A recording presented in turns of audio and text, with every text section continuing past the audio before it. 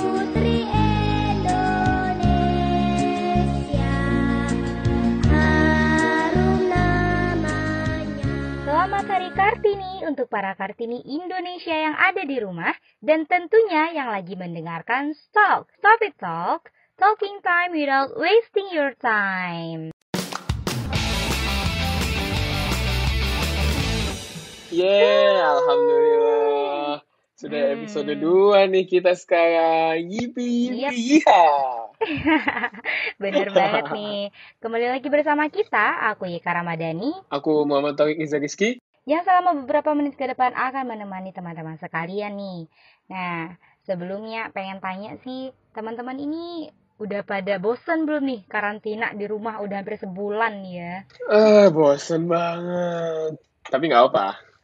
Kita harus bisa melawan bosan biar para pejuang di depan bisa melawan corona. Asik. Gila asik. Mantap. Jadi Torik, kita hari ini kira-kira mau ngebahas apa nih? Kita mau Selamat Hari Kartini seluruh wanita Indonesia. Kok udah keluar? Sabar. Anak siapa nih? Ini ngocok saja. Tenang Torik, ini bukan sembarang orang nih, ini bukan orang nyasar, bukan. Nah, Oh, melainkan iya. ini Siapa narasumber pertama kita nih di Stop. Oh alah, ya Allah, akhirnya kita punya narasumber. Gila loh, episode 2 langsung ada narasumber. Ayo kenalan dulu narasumber, kenalan. Halo semua, kenalin, aku Sofi. Aku staf Departemen Kajian Strategis dan Advokasi BEM FKG UNER. Oh, mantap. orang kastrat. Halo Sofi.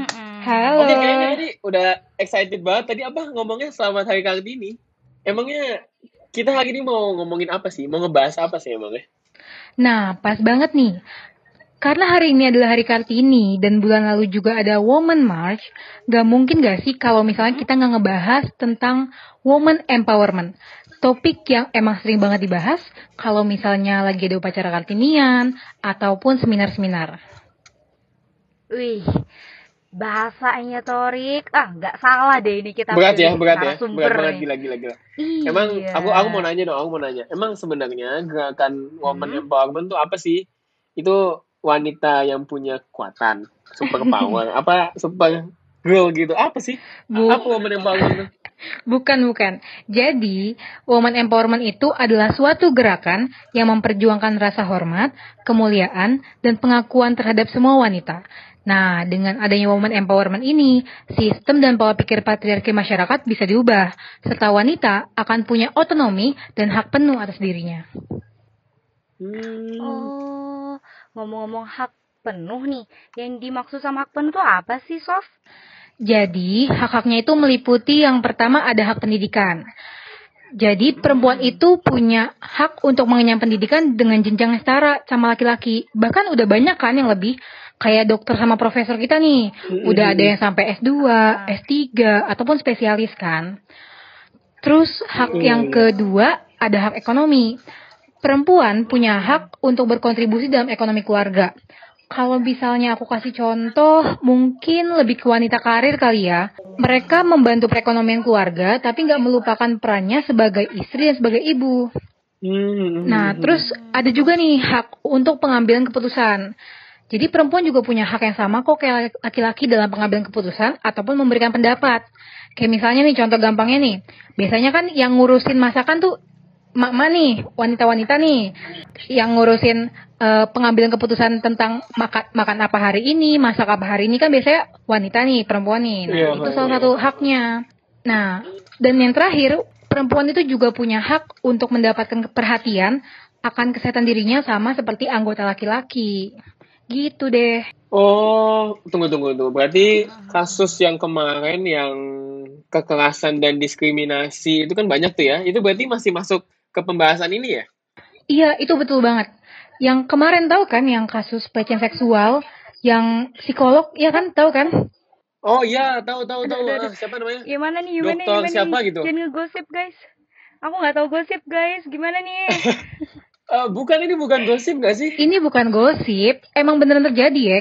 Dan menurut aku harus ditindak tegas sih, karena udah nggak ada izin sebagai psikolog, ditambah ngelakuin pelecehan seksual juga lagi, kan nggak pantas. Iya bener-bener. Emang nggak pantas banget. Terus ada lagi itu siapa? Komentator bola di itu loh, di televisi swasta apa televisi nasional gitu. Yang dia ngomong nggak bener lah tentang perempuan, tapi dia ngomongnya tuh katanya bercanda. Iya kan? Iya, aku tahu juga tuh. Kelihatannya kan kayak bercanda gitu kan, tapi bercanda itu nggak lucu. Yang ada malah kayak ngejatuhin perempuan. Kalian nggak boleh kayak gitu ya. Iya. Malu tahu kalau viral gara-gara hal kayak gitu. Iya. Insya Allah. Nah, makanya nih ya, kita sebagai perempuan tuh harus bertindak. Iya sih, aku yang gak tahu gosipnya, yang cuma dengerin dari kalian aja nih kayak ngerasa gemes gitu, pengen tak gigit gitu kan ya. Aduh, gimana tuh Sof caranya biar aku yang juga sebagai cewek ini bisa ngelakuin suatu tindakan? Nah, tindakan yang bisa kita lakuin, yang pertama kita bisa mengedukasi perempuan lainnya. Tentang gimana sih cara kita bersikap selayaknya seorang perempuan, gimana cara kita bersikap antara perempuan dengan laki-laki, atau kita bisa mengedukasi tentang hak dan kewajiban perempuan itu seperti apa sih. Terus yang kedua, kita bisa speak up. Dengan kita berani mengangkat suara, perempuan bisa menuntut hak-hak dan kesetaraan gendernya. Nah, terus yang ketiga, kita bisa heart to heart antara sesama perempuan. Jadi, kalau misalnya kita saling dukung nih antara sama perempuan, nantinya kita bisa meningkatkan kepercayaan diri satu sama lain. Terus nih, yang gak kalah pentingnya, kita bisa mendidik generasi berikutnya nih. Kayak aku sama kamu nih, nah, kita itu kan bakal jadi calon ibu kan. Nah, Torik juga bakal jadi calon bapak kan. Amin. Amin. Kita juga harus bisa mendidik anak-anak kita nih tentang hak mereka itu kayak gimana sih, kewajiban mereka tuh seperti apa sih, kayak gitu. Terus yang terakhir, kita juga bisa ikut andil. Kayak perempuan-perempuan sekarang nih, banyak kan yang terjun ke dunia politik atau mungkin di kegiatan eksternal. Atau udah banyak yang jadi CEO, jadi founder. Kan itu keren-keren banget kan ya? Bener. Nah, kita juga bisa. Tapi Kenapa? Tapi kalau kayak aku gini, kamu cowok ya, bukan cewek kan tadi itu ngomongin kayak cewek harus seperti apa gitu kan. Nah, kalau aku yang kayak cowok dan teman-teman cowokku lainnya tuh, kita ada nggak sih yang bisa kita lakukan biar kita bisa ikut andil dalam membantu menegakkan gerakan woman empowerment ini? Bisa dong, bisa banget malah. Gimana tuh caranya? Jadi caranya yang pertama, kamu bisa menghargai otoritas perempuan. Contoh simpelnya, tidak berkomentar buruk terhadap tata busana perempuan. Nah, biasanya kan kalau di sosmed itu banyak banget kan netizen-netizen nyinyir, apalagi di kolom komen artis gitu kan. Banyak netizen nyinyir banyak. yang ngomentarin tata busana gitu kan. Ih, kok busananya aneh sih, ih kok warnanya nggak sesuai sih, kayak gitu. Nah, kamu nggak boleh kayak gitu. Kamu harus menanamkan bahwa setiap model pakaian yang dipakai itu adalah hak mereka untuk mengekspresikan diri. Nah, yang kedua nih Tore, kamu bisa bersikap terbuka atas hak perempuan dalam sebuah keputusan. Walaupun laki-laki sejauh ini dianggap sebagai seorang pemimpin ataupun kepala dalam sebuah keluarga, tapi perempuan juga punya hak kok untuk mengemukakan pendapatnya.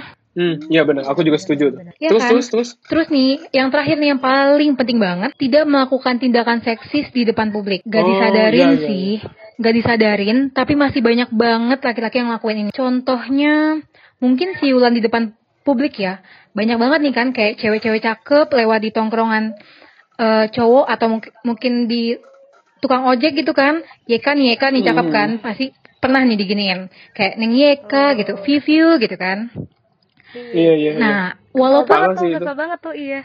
Iya kan? Nah, walaupun itu kelihatannya kayak bercanda atau simple banget, tapi itu sebenarnya masuk ke tindakan pelecehan verbal atau catcalling. Gitu. Ya, untungnya sih aku sudah dari dulu mencoba untuk melakukan hal-hal itu sih, mencoba menghargai perempuan. Iya BTW. Ini kan kalau lagi Kartinian gini aku tuh sering baca artikel gitu kalau katanya Ibu Kartini tuh sering banget dibilang sebagai sosok gerakan emansipasi wanita atau memperjuangkan gerakan woman empowerment. Emangnya kalau dipikir-pikir deh, emangnya kenapa sih kok beliau tuh bisa seberpengaruh itu gitu? Apa sih emang yang beliau ambil dalam gerakan woman empowerment ini? Tuh. Ketahuan nih Torik nih. Gak seneng bagi sejarah nih Torik nih. Ah, Jangan buka kartu dong, jangan buka Tidur ini kartu. pasti tidur. iya ini. No comment. Jadi gimana tuh? Aku penasaran, aku juga bingung gitu. Iya, jadi Ibu kita Kartini itu merupakan simbol emansipasi wanita yang emang udah ada sejak zaman Orde Lama. Nah, bukan cuma dikenal sebagai wanita yang punya intelektual aja atau karismatik aja, tapi dia juga dikenal sebagai simbol emansipasi wanita, simbol yang menegakkan woman empowerment di Indonesia. Nah, kalian suka pikir nggak sih, kenapa selalu melulu era Kartini yang dijadikan sebagai simbol emansipasi wanita atau pergerakan wanita?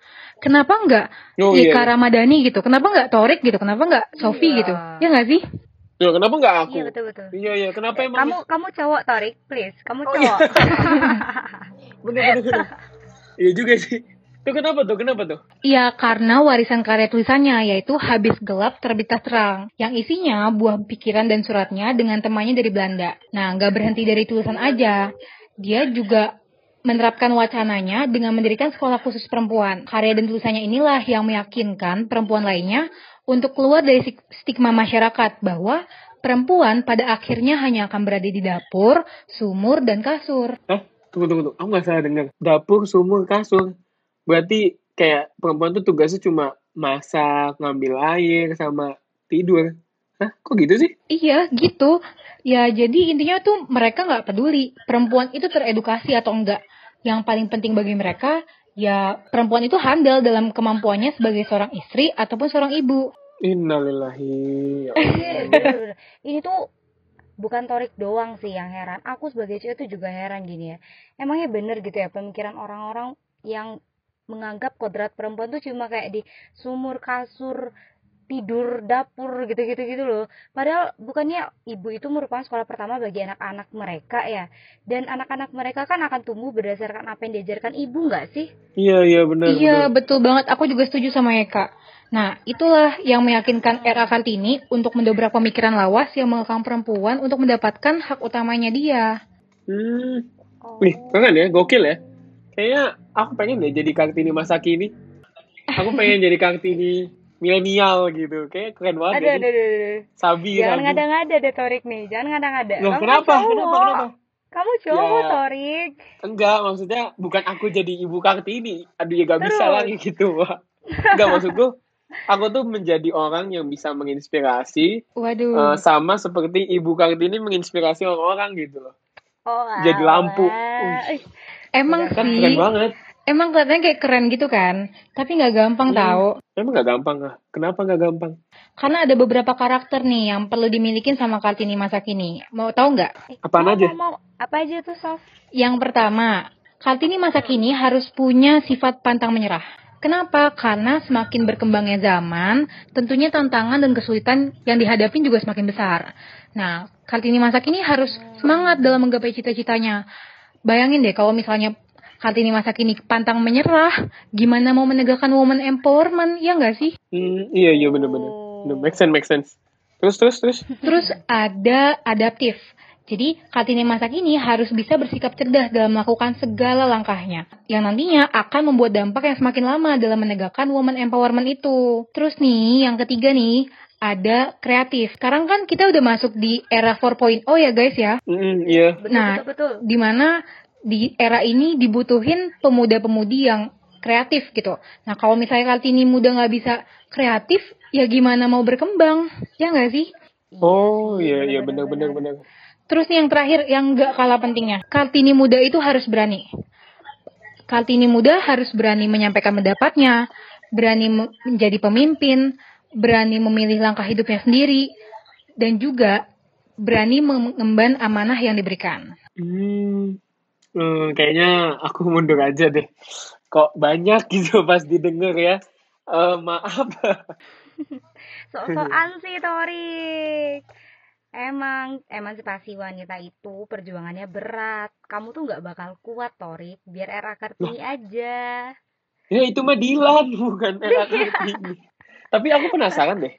Kalau di FKG sendiri, ada nggak ya kira-kira yang punya sifat kayak gitu? Punya sifat yang dia pengen punya semangat untuk menegakkan woman empowerment? Ih, ada dong. Banyak malah. Oh, sumpah.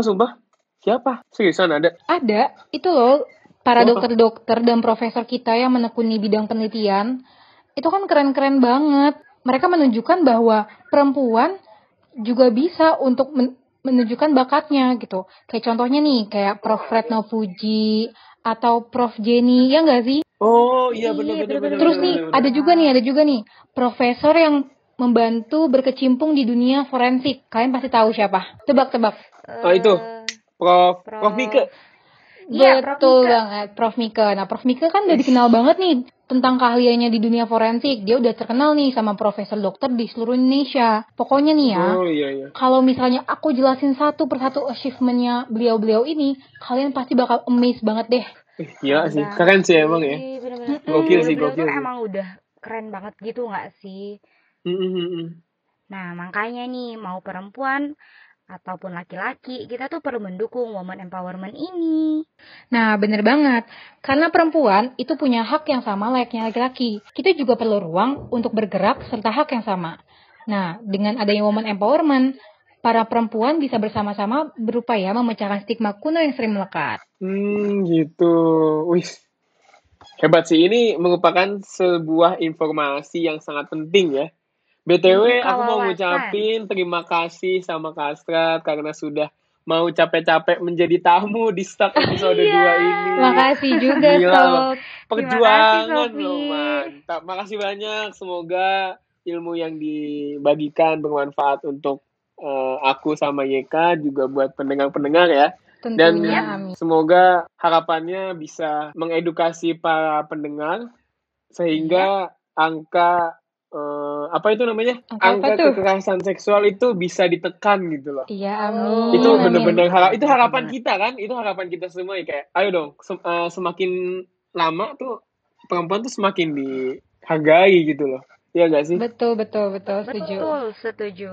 Ya udah deh, gak usah lama-lama. Kita juga tidak ingin menghabiskan waktu para pendengar. Akhir kata, saya Muhammad Riza Rizky. Saya Ramadhani. Dan narasumber kita pada malam ini. Saya Ratu Sofia Nur Aini. Yap. Terima kasih buat para pendengar. Jangan bosan-bosan. Sampai ketemu di episode selanjutnya. Dadah. Bye. Dah. Selamat Hari Kartini.